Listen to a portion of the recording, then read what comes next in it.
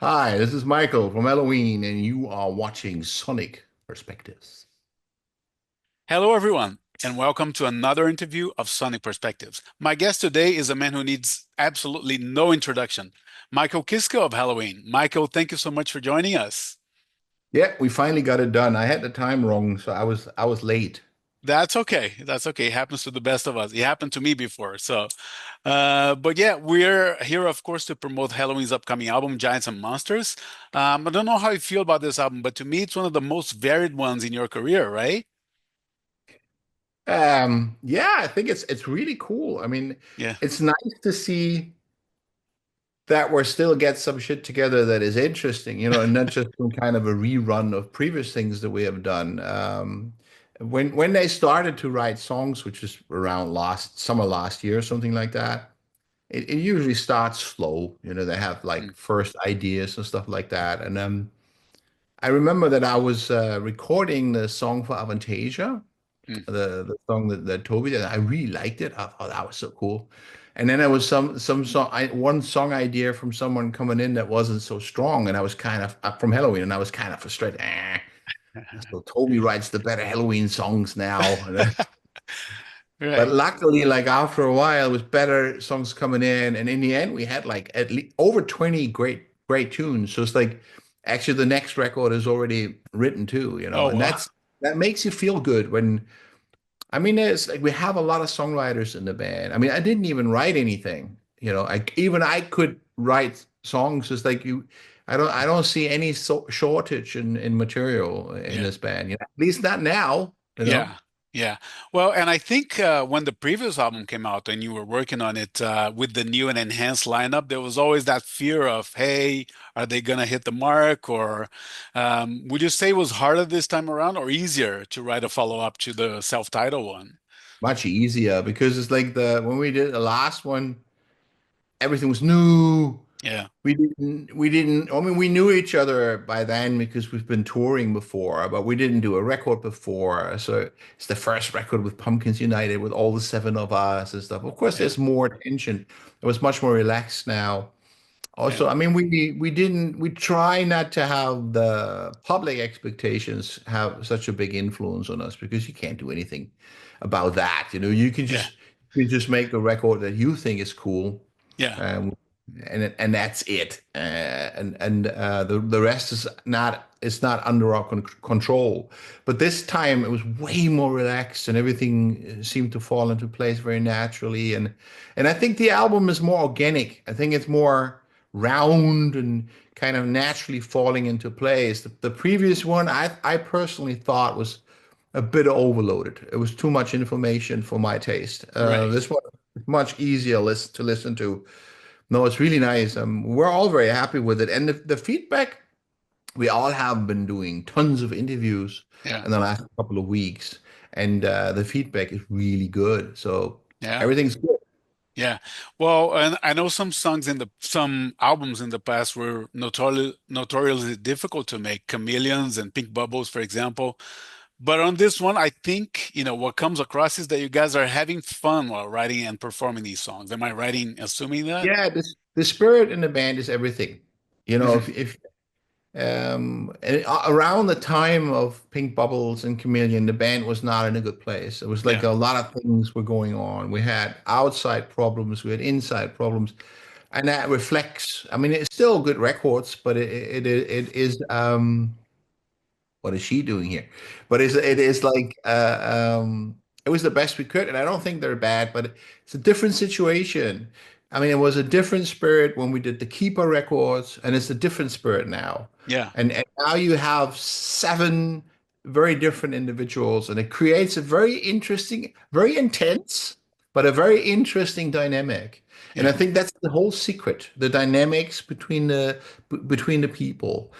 It creates something, and it's nice. It feels a bit like in the early years Hmm. again, Yeah. different because we're older and we're more, but it has the same positive vibe as we used to have. Yeah, and I think that does reflect in the songs. Like the first one, Giants on the Run, for example, perfect start to a Helloween record, and there's echoes of the past in it as well. I suspect it's going to be the opener of the new tour. I don't know if I'm wrong or right. You can answer or not, but You're wrong. ah, fair enough. Nah, no, no, Yeah, no, no. It's really difficult to put a set together. I mean, we yeah. play a few songs from that album, Mhm. but that's not going to be the opener. That's for sure. Okay, okay. Unless we change it, but at the moment it isn't. Yeah. Well, and maybe it's a question more for Kai, but I hear a homage to Black Sabbath in one of the guitar parts in there, Sweet Leaf. That's what I heard anyway. I don't know if you can chime in on that or not, but that's what And I no, heard. I haven't actually listened to the album since I recorded it, to be Okay. honest. I've been listening to the video we done, and now I'm starting to get to listen to the stuff that we're playing live. Right.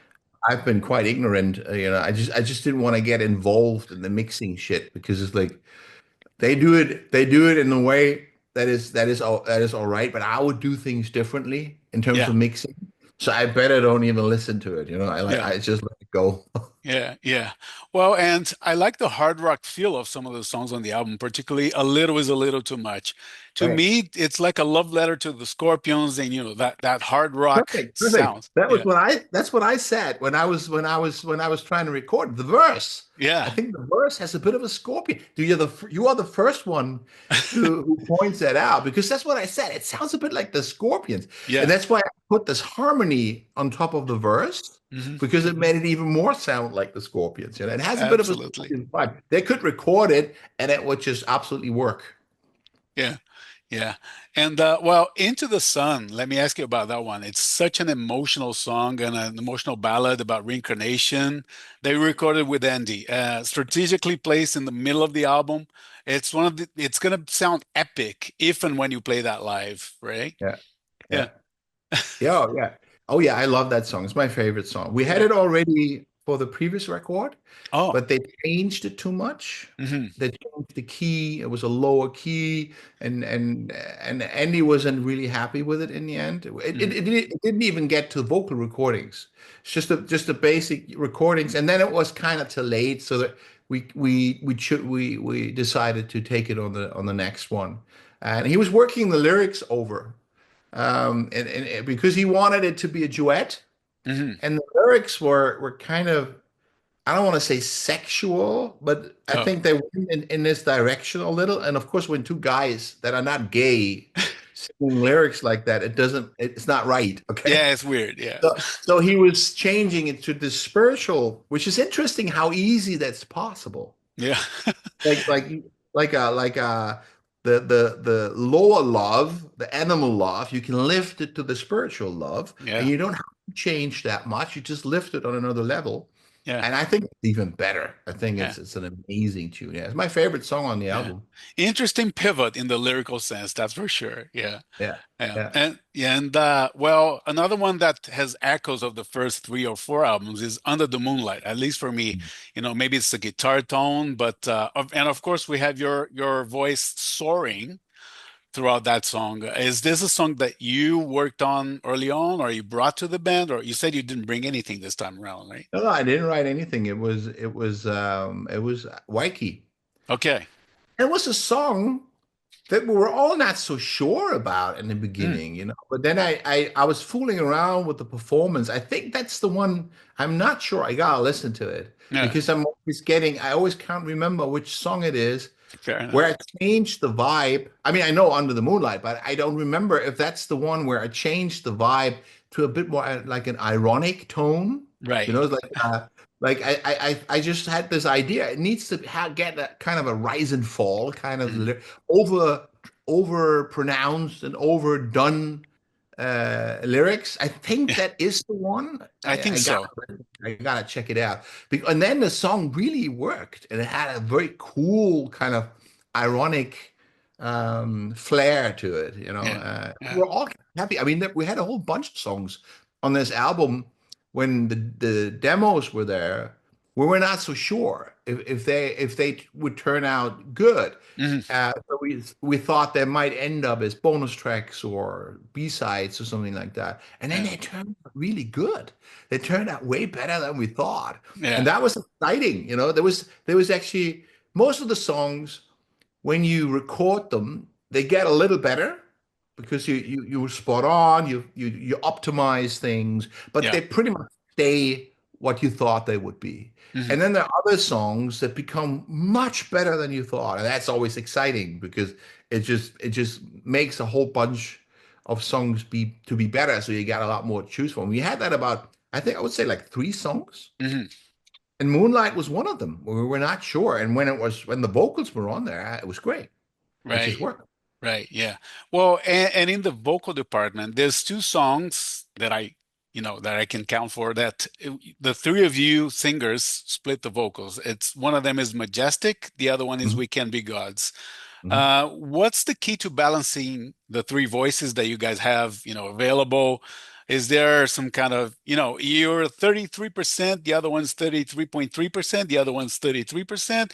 You have to split it equally or We're trying, but that's not the key. You mm, always have to look what the song sounds ask best for? with. Yeah. We Hmm. always go for the song, and if we had so many songs, it wasn't difficult. If there would be an overweight of me for Andy or the other way around, we Mm. could just take a different song to balance it out. But it's always about the song. It's always what works the best for the song, and it turned out to be a very interesting thing to have three voices Yeah. because we all three sound very different. So it's like you can work with that. Also, the songwriter can work with that. I mean, there are situations where I say I won't even try that one. That's so Andy. So Right. I mean, forget it. That's you. I Yeah. won't even try it. And then there are other songs where it is so clear that that's me. That's Michael has to sing that. And then there are places where it's like, I hear Kai here. Kai Yeah. should do that one, Yeah. and it comes very natural. We are all used to what we sound like. Um, and when we started to talk about doing this in 2016 or something, and then where we did the touring in 17 and 18, and when it came to the decision to make an album, I thought it would be more difficult. I thought it would be an ego thing even, but Yeah. nothing like that. There Yeah. was no ego. Not at least not as far as I noticed. It's like I don't care anymore. I'm like I don't care. I mean, if I sing that song or not. Sometimes I like a song and I feel that sounds really good, and then I would say so. This is really I can hear myself there, and then I give it a try, and then I would try to fight for it, but it's not for my ego. It's just Right. because I think that sounds really good. It's like or when Kai writes a song, it usually works nice with my voice. It's like I can usually sing anything he writes, Right. and it has that same with Waiki, of course. It has that classical 80s Helloween sound, when Yeah. I sing. But he likes to sing a lot too. So sometimes there's this it is a bit of an argument, not in a fighting way, but a little bit discussion going on. What's better for the song? But this time around, Kai was very easy. He was very Mm. relaxed. And basically the producers said, "Yeah, this is something Michael should try." And when I did the vocals, Kai was happy with it. He was just, yeah, that sounds cool. It was absolutely no fighting going down. On the first record, he had a bit of an argument with Skyfall Mm. because Kai wanted to sing the whole song, Oh, and I know that he wrote it for me because when he was writing it, he was already talking. Oh, it's gonna sound so good when you do that, and I recorded it. And everybody was so happy. It's like we sent the recording to our manager, and he was so, wow, it sounds so cool. And then Kai wanted to do the vocals, and he wanted to delete my shit and do that. And that took quite some time. It took right. quite some time. And in the end, it was not ego. It was not my ego. In the end, I don't care. I don't mind drinking a glass of wine when we play live instead of singing. It's great to have three singers there. It makes it all much easier. Okay. Yeah. I don't need that anymore for my ego, but it was good for the song. Everybody, the whole band, management, producers, they all thought, no, Michael has to do that. That sounds so Halloween, Yeah. and, and it took a little while until Kai agreed to Yeah. do that. But on this time, there was no situation like that. Okay. Well, it seems to me like you guys are doing like, when they did We Are the World, where there's a sign that says check your ego at the door, because it doesn't seem to have any ego involved this time around. You guys, Doesn't make any working sense. And quite the well. thing is, I mean, I'm sure the songwriter loves the song he has written, and Yeah. it's their baby, and every songwriter likes to have the song on the album and whatever. You have a bit of an ego, but it's never destructive. It's never going bad. It's never Right. going bad Right. because in the end, we don't do anything the songwriter doesn't want. If someone has an idea and the songwriter doesn't agree with it, it's not going to happen. And in terms of singing, everybody just wants the album to be good. We're out of this age where you need to establish your ego. It's like when you're young, Yeah. that's much more the case. You're growing up, you're trying to find who you are. So it's like you have this a lot more. But we're in an age now where that doesn't matter that much anymore. Yeah. Yeah. And this is why Absolutely. this works. Yeah. Even with the 100%. seven of us, if we Yeah. would have the same egos as we had in the 80s, I don't think this would work. Yeah. Yeah. I have to agree. And well, as a singer, I always wondered, for a singer to sing lyrics that someone else wrote, do you Mm. have to relate to what you're singing in order to deliver your performance, or do Oh you yeah, not yeah, think yeah. about it too much, or? No, no, no. It's important for me. I mean, if Mm, I don't like a certain statement, I say so, and then we change it. right. Happened with the song of Waikiki. No, no, I have to relate to it. Hmm. If it would end if a song would come up that from the whole message I wouldn't agree with, I wouldn't sing it. Hmm. If they would want to do that, the others have to sing it. I wouldn't sing it. I have to agree with the lyrics. That's that. Of course. I mean, Yeah. Yeah. And well, many songs on the album touch on reincarnation, cosmic unity, and human struggle. I know you wrote a book many years ago that talk about different aspects of that. Are these themes something that come up to you or with the guys in the band very often, or?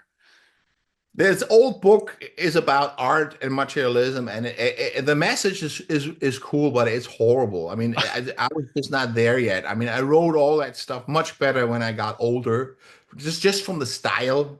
Right.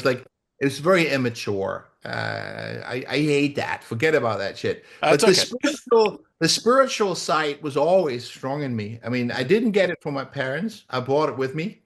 My parents were all atheists and didn't think about any of that. Hmm. But at the age of 12, I saw a movie, Jesus of Nazareth, for instance, this Italian movie, Hmm. this 6 hour with Robert Powell, and I knew it's true. I knew it's true. I knew that's the man. That's the guy. Hmm. That's this is all about. Of course, by in those days, it was just an emotional thing. It was just my heart, and I could understand what he was talking about. And later on, it got more defined, and I figured out that he is the I am of God. Hmm. I am and the Father, we are one. That's what he says. Hmm. Or later on, he says, like, when you have lifted up the Son of Man, you will truly understand that I am the I am. Not who I am. They always translate it wrong. The I am. Hmm. And we develop this I am inside too. That's the Christ in us. When you listen to Paul, he talks about not me, the Christ in me. That's the I am. And I kind of knew that he is the I am, the heart of the Father. And he said so when you know that. So it's like the spiritual kind of thing was always in me. It was Hmm. something that was naturally in me. But believe it or not, it's kind of in everybody in this band. Okay. It's not maybe not as intense as it is in me, but we understand each other when it comes to this. Everybody is idealistic. Everybody believes in good. We see the bad, we see the evil. Every human being gets darkness in the soul because we need to experience the difference between good and evil. This is why the world is the way it is. This is not a holiday place. This is a school where we learn what is right, what is wrong, light, darkness, love, hate, everything, disappointment, victory, loss, all that. We're Yeah. supposed to learn that. And this is why the planet is like that. So we see the darkness. It's not that we make ourselves blind to it, but we believe in good, and we believe that you have to feed that. You have to feed your light. You have to feed your humanity, your intelligence, your heart. And we are all like that. We are all the same. Not everybody would put it in the same words. Hmm. Not everybody has dealt with it as much as I did, but it's not that I am responsible for the lyrics or anything like that, or that I tell them what to do or something like that. It comes from them. It comes naturally from them, and that's amazing. It's like there's a kind of a group understanding Hmm. within the band when it comes to morality and the basic principles of life. And that's why it sometimes seems almost like it's a concept album, but it isn't. There was no talking before. We didn't Uh-huh. make any plans. It just naturally fell into place. Yeah. And I didn't even write a song. And the record sounds very spiritual. It does, yeah. Well, and adding up to that is we have the album cover, which was once again done by Eliran Kantor, perfectly Yeah. reflects the lyrical content. Yeah. And, I have to applaud you for that because for a lot of bands, an album cover is just a thumbnail on Spotify right now, but you guys seem to really care about every little detail. So thank you Yeah, for we that. we we stick with what we've learned, and we even did like when the we did a old-fashioned listening session with Mm, journalists. The album was mixed in Wislord Studios in mm, Amsterdam, and we just had all the journalists come in. Like I don't know, 20 or something. I don't know. I haven't count. I didn't count them, but and then we're listening to the album in the studio, and then we did interviews like the old-fashioned way, like it was done in the 80s. We wanted to do that, and they loved it because it's different than just working from home. They were yeah. in the studio and stuff like that. It was a great day, and the same way we will not. I mean, we are around for quite some time. We are still in it. We're still productive. We're still happening, but we grew up in a great musical culture. Hmm. When I was a teenager in the 80s, everything was exploding. It was amazing. All musical directions, all genres. You had so many great bands. And in the 90s, it kind of slowed down. And in the end of the 90s, it kind of died out. And now it is in many ways difficult for Yeah. young bands to get heard and stuff like that. Also because of the record companies, the record sales in general don't mean anything anymore. I always bring this example because a lot of people don't know that. But it used to be that you were touring to promote the album. Now it's the other way around. Yeah. You have an album to have something else to play on the tour. Yeah. But there's another aspect to it. When you were a young band or a young artist and you wanted to reach an audience, what used to happen is because the record company needed to promote the album, they invested some serious money to pay some bigger acts so that that artist or that band could support on Yeah. the tour. So you went on a tour with a big act, and you played in front of thousands of people, and then you got known. This is how it went down when you made your career. I mean, look at Skid Row. They started touring with Bon Jovi, Yeah. and that broke them. We played with Iron Maiden. Like in the 80s, and that was good for us too. Yeah. And that's how it used to happen. And the record companies paid some good money for that Hmm. because that was the best promotion when they went on tour with a big act, and then they could sell the record. And now that the records don't mean anything anymore, it's not happening. So Yeah. it's like, how do young bands now find their audiences? You know what I mean? Yeah. They can Yeah. try YouTube, but YouTube is flooded, and, Spotify just as well. Yeah. Spotify doesn't give a fuck. They want to get rid of musicians completely now. Now Yeah. they make AI musicians. It's so ridiculous. It's Yeah. so it's so stupid. And Yeah. I know the masses are gonna go for that, but many will say fuck you. It's like it's Yeah. so silly. I mean, they screw musicians, but that's not enough. Now they want to get rid of them. Yeah. Yeah. It does suck. That aspect I'm of telling music you, nowadays. AI Yeah. is interesting when it comes to making science fiction movies or anything where AI is an interesting tool that helps you to realize ideas that you otherwise couldn't do. But AI is evil everywhere where it takes away your mind, your soul, your creativity. I don't want to read articles of computers. I want to read what humans think. I Yeah. want to read articles about opinions, emotions, what humans experience. I don't want to read what a computer is bubbling together there. But that's what's happening more and more. People are nuts. They get rid Unfortunately. They get Yeah. rid of all spirit and soul now. Yeah. Yeah. And people got to fight it. You should ignore all this IA crap where it shouldn't belong. AI is cool as a tool, but Yeah. not to replace the human mind and the human soul and creativity. Yeah. Let's hope more people take that cue because it seems to have dominated everything that we do. But Yeah, yeah. and the Yeah. thing is, people are going to get dumb. Yeah. If you don't use your mind, if you don't use your productivity, what happens? You Yeah. Yeah. degenerate.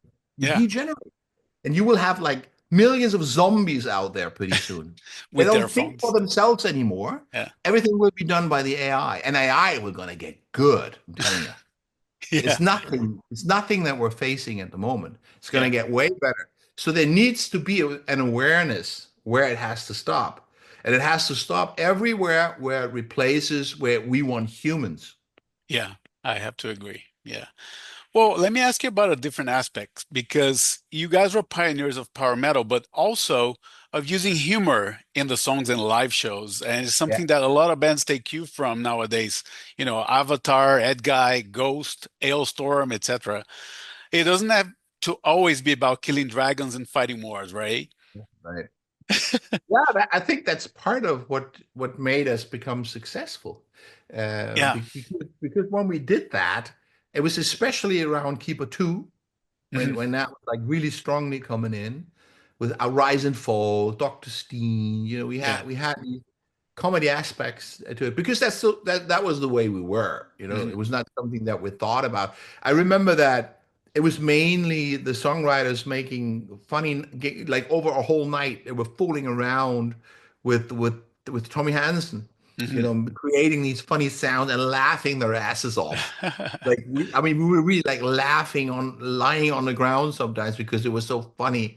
And of course, the record company didn't want to do it. The record company Yeah. was totally against it. It's like they hated I Want Out. They hated Future World. They Oh, hated Queen.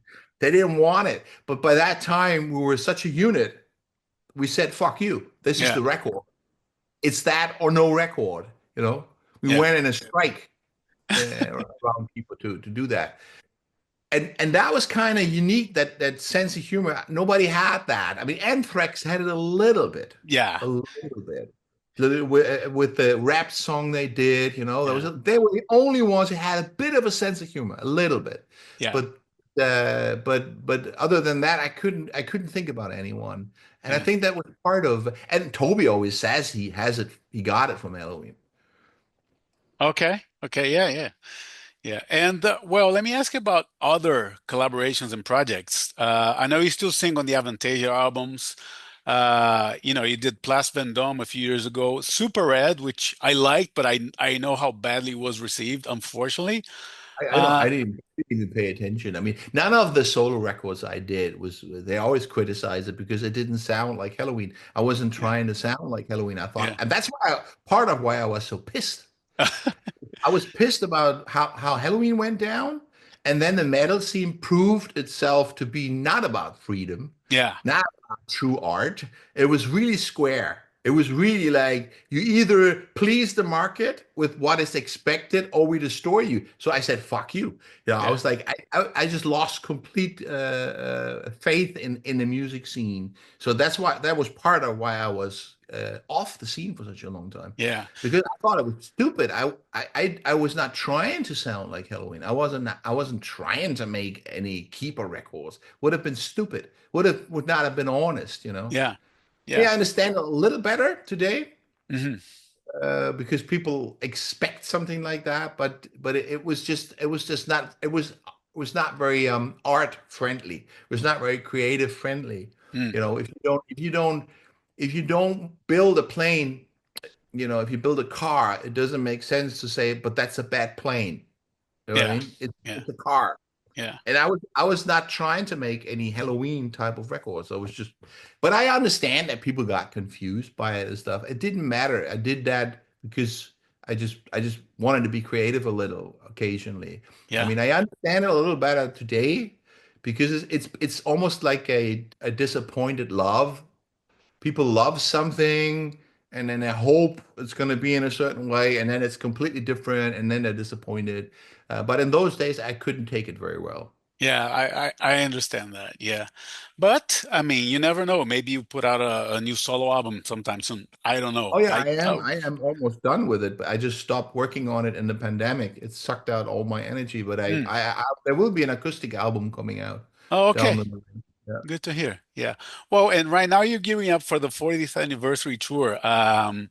And is there going to be a balance between the new album and the classic songs, or are you going to phase that out and then move into like a new album tour eventually? What's the plan? We can't leave out the classics. I mean, Yeah. it is always a struggle to get a set list together. It's Hmm. not easy. Um, we're gonna play some of the new songs. Hmm. I think we also play one from the previous one, but two or three from the new, maybe even Okay. four. I don't remember. But then we got to play classics, and we were even asking. We asked the fans over the internet what would they like to hear us Hmm. play, and it was 80% was pretty much what we always play. So Okay. it's like so we were not so off.